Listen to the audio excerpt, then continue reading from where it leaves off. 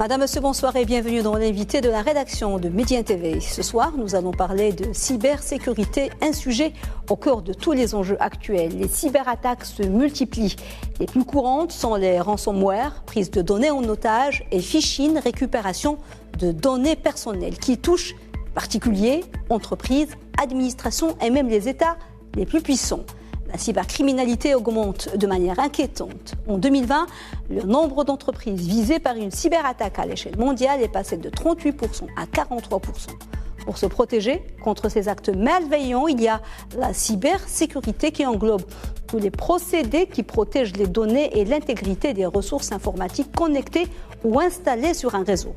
Et pour en parler, nous avons le plaisir de recevoir par Skype depuis Paris un spécialiste en la matière, M. Ahmed Ben Mansour, un jeune innovateur, inventeur et start-upper marocain installé en France qui vient de mettre au point un nouveau produit de lutte contre l'espionnage et les cyberattaques baptisé Umbra.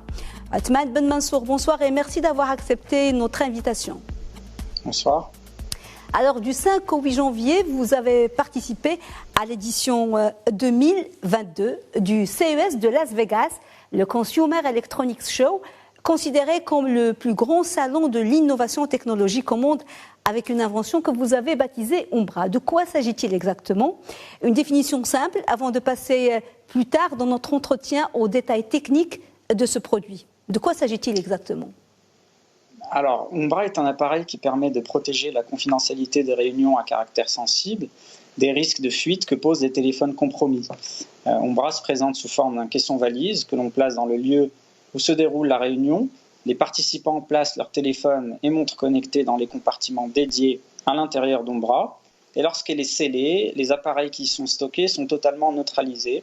Ils sont empêchés d'enregistrer des conversations et de communiquer entre eux ou avec le monde extérieur. Donc on a une double protection qui se fait tout en gardant les téléphones et montres connectées sous les yeux de leurs propriétaires. Alors, combien de temps, Ahmed Ben Mansour, ont duré les phases de recherche, d'élaboration et de finalisation de ce caisson-valise? Parce que j'imagine que ça a dû demander beaucoup de travail, et puis il y a eu la période Covid. Et comment vous avez financé vos recherches? Alors effectivement, l'ensemble de ces phases a duré environ 2 ans. 2 ans durant lesquels j'ai intégré un incubateur, structuré le projet, recherché des partenaires, recruté des experts. Alors, effectivement, il y a eu un impact du Covid, de la pandémie, avec que j'estimerais à quelques mois, puisque des partenaires que j'avais en école d'ingénieurs et des laboratoires académiques ont dû fermer leurs portes pendant des confinements. Côté financement, j'ai fait appel à des ressources personnelles d'une part, et d'autre part à du financement public, avec notamment des subventions de BPI France, la banque publique française qui investit dans l'innovation, un soutien de l'INPI, l'Institut national de la propriété intellectuelle. Il y a également un soutien de la région Île-de-France qui nous a sélectionnés avec 15 autres startups pour la représenter au CES de Las Vegas, et celui de la région Grand Est avec des mécanismes dédiés à l'export. Alors, reparlons du CES de Las Vegas, qui est un événement prestigieux. C'est le plus grand salon de l'invention et de la technologie et de l'innovation. Comment est venue votre participation au CES de Las Vegas? Comment vous avez été sélectionné? Parce que ce n'est pas n'importe qui peut présenter son invention dans ce salon. Alors, on est une start-up qui est active dans l'écosystème de l'innovation et des start-up dans la région Île-de-France, qui est la première région économique d'Europe. Et c'est par ce biais-là, c'est par un appel à candidature de la région Île-de-France pour sélectionner les startups qui allaient la représenter au CES que nous avons été sélectionnés, que nous avons été pris dans cette délégation. Alors d'abord donc une sélection par la région Île-de-France et ensuite une validation par l'organisateur du CES qui s'appelle le CTA. D'accord. Alors vous dites, Ahmed Ben Mansour, que nous assistons aujourd'hui à ce que vous qualifiez de démocratisation des outils d'espionnage et d'interception dont nul n'échappe, y compris des sociétés mastodontes comme Google ou WhatsApp, pour ne citer que cela. Comment votre invention Umbra, qui fonctionne comme un bouclier pour protéger des cyberattaques pendant les réunions, peut lutter contre ces attaques? Quelle est sa spécificité, son originalité est-il fiable à 100%? Parce que nous savons qu'il y a des logiciels qui ont malheureusement montré leurs limites et leurs défaillances. Est-ce qu'il est fiable à 100%, Oumbra? Dans ce genre de situation, pour les réunions, oui. Oui, je comprends bien. Oui. Alors d'abord, effectivement, les outils d'espionnage n'ont jamais été aussi accessibles qu'aujourd'hui. Il est effectivement fini le temps où il fallait de gros moyens d'interception qui n'existaient que chez les services de renseignement de grande puissance. Aujourd'hui, les outils d'espionnage sont non seulement plus accessibles, mais ils sont également très sophistiqués. Et leur niveau de sophistication est tel que, par exemple, avec les attaques qu'on appelle zéro-clic, il suffit d'un numéro de téléphone pour compromettre un appareil et être littéralement assis à côté de la victime lors de ces échanges sensibles. Car on peut activer à distance les micros, les caméras, accéder bien évidemment aux données. Dans ce contexte-là, la spécificité d'Oumbra est que c'est une solution de cybersécurité qui ne prend pas la forme d'un logiciel, mais plutôt d'un hardware qui forme une sorte de barrière physique. Donc ce choix repose justement sur le fait que le logiciel, comme vous le dites, est vulnérable par nature. Il y aura toujours un hacker pour trouver des failles dans des couches logicielles de plus en plus complexes et en permanente évolution. Mais les lois de la physique, elles, sont inviolables et le resteront. Donc dans notre cas où le choix de la barrière physique est possible, elle nous permet d'offrir une protection fiable à 100%. Donc on a mis en place une isolation acoustique passive, couplée à un brouillage audio actif pour empêcher les téléphones et les montres connectées à l'intérieur d'Oumbra d'enregistrer des conversations, même quand ces conversations ont lieu à proximité immédiate d'Oumbra. Et nous avons aussi mis en place une isolation électromagnétique au niveau des compartiments et aussi au niveau du caisson pour empêcher les appareils sécurisés d'effectuer tout type de transmission. Nous avons aussi voulu rendre cette protection de niveau militaire accessible à un grand nombre d'acteurs. Et donc, on a voulu faire en sorte qu'elle soit pratique, puisqu'elle est compacte, déployable immédiatement, facile à utiliser, et aussi acceptable, car elle est transparente et non intrusive. Il n'y a par exemple pas de confiscation de téléphone. D'accord. Justement, cette invention, j'imagine, elle a un public particulier. À qui est-elle destinée principalement? Quelle est votre cible? Quelle clientèle, quel public peut être intéressé et à qui elle peut vraiment servir? Alors, en réalité, elle s'adresse à une large variété d'acteurs. Ce sont des acteurs qui sont amenés à manipuler de l'information sensible et qui sont donc des cibles potentielles d'attaque. Il s'agit par exemple des sites gouvernementaux, des militaires, des organisations sensibles comme des partis politiques ou des syndicats, des entreprises, qu'elles soient grandes ou petites, des firmes juridiques par exemple, des organisations internationales. Il s'agit aussi de diplomates, de personnalités publiques, dirigeants d'entreprises, de célébrités. Donc ce sont des gens qui sont en général la cible de choix pour ces techniques d'espionnage. Et puis si des particuliers amateurs ont les moyens et peuvent se l'offrir, c'est possible aussi. Oui, tout à fait. J'ai fait justement aux États-Unis des rencontres de gens qui sont des particuliers, mais qui ont été très séduits par la solution et qui m'ont dit qu'ils souhaitaient l'acquérir. Oui. Ahmed Nassour, on va revenir un petit peu en arrière. À l'origine de votre passion pour les sciences et la recherche et la technologie qui remonte à votre plus jeune âge. Parlez-nous, je vous prie, de votre parcours, de ce qui vous a poussé à vous orienter et vous spécialiser par la suite dans le domaine de la cybersécurité. Pourquoi? Qu'est-ce qui vous a attiré dans la cybersécurité, sachant qu'au début, vous avez fait des passages par le monde des médias et autres?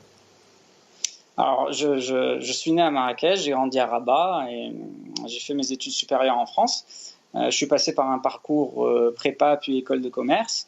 J'ai ensuite fait un master en management des médias avant de passer à peu près 7 ans dans le groupe France Média Monde en stratégie et en développement international. Alors, je m'intéressais déjà beaucoup aux enjeux de la cybersécurité et de la vie privée et j'y ai vu justement monter ces préoccupations pour les professionnels des médias. Je me suis impliqué dans les ressources et formations de sécurité et de cybersécurité pour les journalistes. Et j'ai continué en créant Paladax à faire des missions de cybersécurité, notamment pour des professionnels des médias. À ce moment-là, j'avais déjà identifié le besoin pour une solution de protection des réunions à caractère sensible, des risques que posent les téléphones portables. Je voyais qu'avec l'existant, on pouvait soit implémenter une mesure intrusive, soit ne rien faire. Donc il y avait un besoin pour moi important pour une solution adoptable par une grande variété d'acteurs qui ne pouvaient pas se satisfaire de soit ne rien faire, soit mettre en place des mesures intrusives. Oui. Donc je me suis très vite consacré à la réalisation du projet Ombra, que je dirige depuis maintenant 2 ans. Et effectivement, c'est une décision dont je suis très satisfait parce que j'ai voulu allier mes passions pour la science et la technologie que vous évoquiez et un projet professionnel. Donc j'ai noué des partenariats avec notamment un laboratoire de recherche en acoustique, avec des écoles d'ingénieurs, et je suis vraiment très heureux de superviser des travaux de recherche pour créer des solutions innovantes. Oui, nous allons à présent parler de l'avenir. Asma Ben Mansour, votre participation au prestigieux salon de Las Vegas vous a sûrement permis de faire des rencontres, rencontrer des investisseurs et peut-être des bailleurs de fonds potentiels.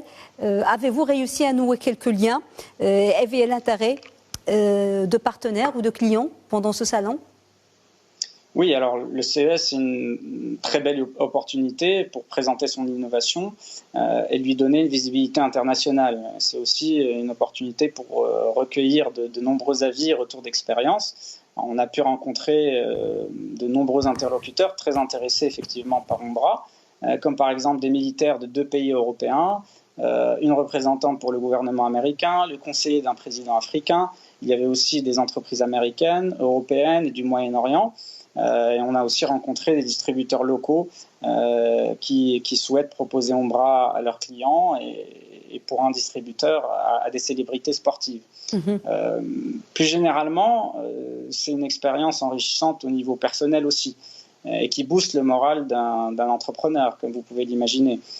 J'en ai aussi profité pour continuer le voyage à Los Angeles puis à New York et nouer des contacts très intéressants et me rendre compte encore mieux de la taille et de l'efficacité de l'écosystème des startups aux États-Unis. Donc l'avenir est prometteur, c'est ce que nous vous souhaitons en tout cas. Maintenant, le produit existe, il est finalisé. Qu'en est-il du financement du nerf de la guerre pour passer à l'industrialisation de votre produit? Est-ce que vous en êtes déjà là ou est-ce que vous êtes encore à la recherche, à la levée de fonds? J'imagine qu'il faut beaucoup de moyens. Alors justement, on est arrivé à ce point-là et on est à la recherche de fonds. Donc, le premier round de financement qu'on a évoqué un peu plus tôt a permis de passer du stade de l'idée à celui d'un produit efficace et testé et qui reçoit un bon accueil de nombreux interlocuteurs du marché. Maintenant, nous avons démarré une nouvelle recherche de financement et des premiers contacts ont eu lieu avec des fonds et des business angels en France, aux États-Unis et aussi au Maroc. Et l'objectif est de boucler un budget d'1 million d'euros ce début d'année pour aller vers une industrialisation du produit. Alors, c'est vrai que vous avez fait vos études et vos premières armes en France, c'est là que vous faites vos recherches, mais vous êtes marocain et attaché à votre pays. Et comment le Maroc peut profiter justement de ce genre d'invention? Avez-vous déjà entamé des démarches pour faire connaître Ombra dans votre pays natal, au public concerné? Et comment il peut profiter au Maroc, ce genre d'invention et de produits? Alors, bien évidemment, il existe partout des organisations étatiques ou privées qui manipulent de l'information sensible, qui nécessitent le type de protection offerte par Ombra. Mais c'est encore plus vrai pour des pays comme le Maroc, car c'est un pays émergent qui a de nombreux intérêts stratégiques à défendre. Il y a la diplomatie, il y a les enjeux économiques avec par exemple des groupes qui s'exportent et qui affrontent de la compétition internationale. Il y a aussi des enjeux sécuritaires. Et comme vous le savez, il est tout aussi important d'acquérir que de protéger l'information stratégique pour avoir un avantage. Donc, compte tenu de la multiplication des risques dont les smartphones sont vecteurs, je suis persuadé qu'Ombra viendra bientôt compléter les moyens de protection de nombreux acteurs marocains. Alors, aujourd'hui, la cybersécurité, les cyberattaques, ce sont de véritables armes de guerre. C'est un véritable danger. Et vous en savez quelque chose, puisqu'en parallèle avec vos recherches, vous avez dispensé également des formations en cybersécurité, ce que vous appelez cyberhygiène, je ne connaissais pas cette expression. En quoi consistent ces formations et qu'en est-il de la demande et pourquoi on dit cyberhygiène? Et maintenant, il y a une hygiène dans la cybernétique. Oui, j'ai effectivement travaillé sur cette thématique dont Umbra, en fait, est en quelque sorte un prolongement. Alors, ce que j'appelle cyberhygiène, c'est la protection à l'échelle de l'individu qui doit être un pilier important de toute stratégie de cybersécurité pour une organisation. C'est la sensibilisation et la formation des collaborateurs aux mesures de protection individuelle. Et c'est un peu à l'image des gestes barrières pour se protéger d'un virus. Donc l'idée, c'est de créer une culture de la cybersécurité dans les organisations, culture qui vient s'imbriquer dans une stratégie de protection des systèmes d'information. Donc j'ai par exemple animé des formations pour des professionnels des médias, pour le compte de l'Union européenne. J'ai rédigé le chapitre dédié à la cybersécurité dans un guide de sécurité destiné à des journalistes et d'autres actions pour des associations professionnelles ici en France, principalement. Alors, vous êtes un spécialiste, un expert en la matière et vous baignez dans le monde de la technologie, des cyberattaques et de la cybersécurité. Un monde où tout est connecté aujourd'hui, notre vie est en ligne. Pensez-vous et trouvez-vous que les utilisateurs, qu'ils soient grand public ou internautes lambda, les professionnels aussi, sont suffisamment conscients du danger justement de la cybercriminalité? Est-ce qu'on fait assez attention? Alors, la cybercriminalité, déjà, il faut se représenter qu'elle pèse environ 1% du PIB mondial. C'est vraiment énorme et ce n'est que le début. Ça a beaucoup augmenté dernièrement, surtout pendant la période du Covid. Oui, ça a beaucoup augmenté pendant le Covid pour une raison assez simple.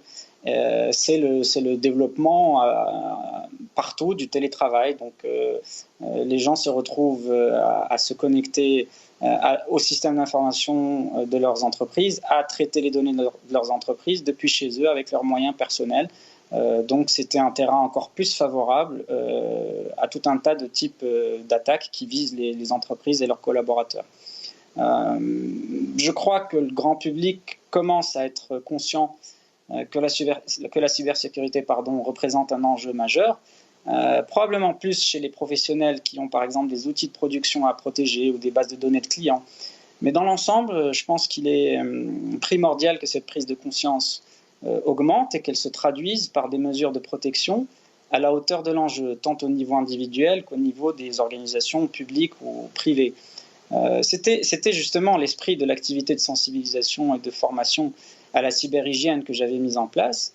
Et j'ai pu me rendre compte au fil des formations et des séances de sensibilisation que les gens étaient très intéressés par le sujet et qu'ils étaient heureux de savoir qu'avec les bons réflexes, ils pouvaient rendre la tâche très difficile aux pirates. Donc on peut imaginer davantage d'accompagnement et de sensibilisation et même des actions éducatives à destination des plus jeunes qui grandissent dans un monde connecté et qui le sera encore plus.